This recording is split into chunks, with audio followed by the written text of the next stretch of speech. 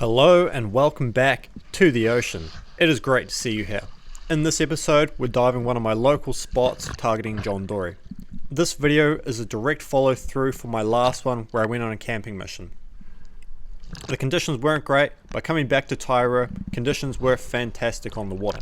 So over the next couple of days, I get out for some good dives. This one was one of the highlights. A really good morning dive, getting up early, getting out there, and getting some amazing fish. When you get down to the beach early, it can be really hard to tell what the visit's like because the sun just isn't high enough in the sky to be able to make a good judgment call. However, in the water, I was absolutely blown away with the visibility. Prior to this dive, I'd spent the past couple days hours up the coast, doing a few dives but in really dirty water, like 3 to 4 meters. So to get back home and see it like this, I was just really happy, to be honest. Really nice change of pace from diving in that murky, great white green water. Straight off the bat and straight off the rocks, we're running into some good numbers of fish. The ones you're seeing here are kahawai. In a school situation like this, I'm looking for something that stands out to me. Following around these kahawai were a few kingfish. However, when I'm diving solo by myself, I try and avoid shooting them. It can be a really risky situation shooting a kingfish, so I try avoid it for the most part when I'm diving by myself. Upon the rocks, there were huge amounts of bait fish. What you're seeing here are small trevally and little jack mackerel. There weren't any large sized bait fish, however, there were fish hanging around, coming through and just smashing them. We got kahawais, trebs and snappers all lurking on the outskirts waiting for the opportunities, as well as of course a few John Dory. These kahawai seem to be quite residential. I know they're going to be hanging out throughout the whole day, so I'm not in any rush to shoot them. If I shoot one of these fish, I risk scaring off something better. Like if a big trev were to come through, a nice snapper lurking, I could blow it all by shooting one of these kahawai. I do like eating them, however I don't find them particularly challenging. I wouldn't shoot them in a situation like this straight off the bat. Seeing small bait fish piled up like this is a great sign. If you hang around them long enough, you know you're going to run into something that you want to shoot. Eventually, from the surface, I managed to spot a John Dory that was hanging around the schooling fish. I make a dive, heading down to him. When I'm approaching fish from above, I try my best not to shoot them like that. I don't want to hit my shaft into the rocks. Using a roller gun, you've got to be quite cautious about what you're actually shooting into. I wait for the John Dory to get a bit of a lead and then shoot him while he's out on the sand, causing absolutely no damage to my shaft whatsoever, as well as landing a nice John Dory. These are hands down one of the best eating fish. The meat that you get out for John Dory is extremely clean white flesh, beautiful eating. Sure, John Dory. Due to my own personal observations, I find that 2 times of the year seem to be especially good for targeting John Dory. As the water's just starting to warm up out of winter, and just after the warm water's moving off and we head into autumn. These are the 2 times that I seem to run into staggering amounts of John Dory. However, when the water temperature is stable, you don't really seem to see that many. I'm not sure why that is. Beautiful size John Dory to start off the day. Really happy with that one. I would consider my float boat to be one of my most important pieces of dive kit. Borderline essential. Almost every time I'm heading out on a dive, I'm taking it with me. I don't want any of my fish to get eaten by sharks. I don't want them hanging around me the whole dive. On the surface, there's a group of poroi hanging out before they suddenly move off. I look to see what it is and it's a kahawai coming through. I don't like shooting kahawai in school situations as it scares all the fish. However, when there's one, I'll sometimes take the shot.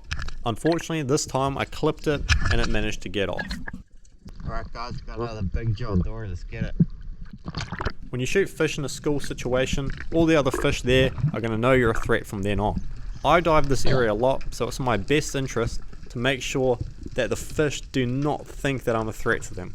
Approaching this John Dory, it gives me a good opportunity for a straight up stab. I give it a try, but unfortunately the fish manages to shake off. As opposed to rushing my shot and missing, I'm just going to take my time, slowly follow that fish and wait for it to present me again. This time I'm not going to fuck it up, I'm just going to take a shot with my spear gun. Use it the way it's meant to be used. However, stabbing these is a lot more fun and satisfying, however you do run the risk of them just flapping and getting off. It has happened to me before, and then I missed the shot. Fucked that one up, but hey, still got the fish. The hardest part about shooting a John Dory is pretty much always going to be actually finding the John Dory. There are far more around than you're probably aware of. You just need to get your eye in and they'll start popping up everywhere. It took me a while to get onto my first ones, however after that I've had a lot of success with them. Most of the time when I see a John Dory, it's going to be from the surface. Scanning weed lines, looking for that telltale shape, hanging out underneath bait fish. Looking for small fish, small goatfish, mackerels, is where you're going to find these guys generally. You're not going to find them in just like a dead piece of reef hanging out. Look for the activity and then check the weed line, and there's a good chance you're going to run into a John Dory. And when you do, from there, it's generally going to be pretty easy to get a shaft into them. Often when I'm making a drop down to the bottom, I look for something to try and distract myself. In this case, a little porcupine fish. All the fish in the area are going to see you during your descent. If as soon as you get to the bottom you're looking around, acting like a predator, they're not going to be very willing to come in. However, if they see you go down and you're interested in something else, really non-threatening, they're going to be a lot more inclined to come through. These fish would probably not be nearly as close to me if from the get-go I was eyeing them up really hard. In a situation like this, when there's so many other fish around, I'm not going to shoot a kahawai, because I know that could ruin my chance at shooting something even better. If a big treb came through, huge John Dory, it could absolutely screw it for me if I wasted my one shot on a kahawai. Underneath this rock I find a crayfish. The gloves I was using today are extremely thin, not crayfish gloves. However, I managed to luck into this one. I go for a quick grab, unfortunately don't make it happen. I'm not going to be wrestling this cray with my little Dyneema gloves and just ruin the fuck out of them for a crayfish. It's not worth it. So this one gets to live another day. Making a drop down to a bottom, I find this nice short tail ray. Stingrays always crack me up. Such chill, placid animals. I love grabbing their tails and messing with them a bit. I wouldn't recommend it to people, but I'd say it's good fun. It can be a little bit scary, especially with these ones. That little kind of a jump there got me.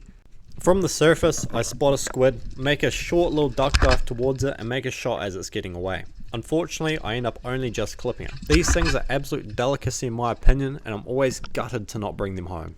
The schools of kahawai are still hanging around and still not that scared of me. If I had taken a shot at one of the schools from the start, it would be a very different experience throughout the dive. Those fish would see me and want nothing to do with me. However, because I played it cool, these fish really don't mind hanging around. And that leads to other fish being less scared, as if all the kahawais saw me, boosted off. If there was say a kingy in the area, he'd be like, fuck that, I'm not messing with that guy. However, when they're chill and relaxed, that effect rubs off on other fish. The language of the ocean is body language. Body language is everything. Every fish can read you.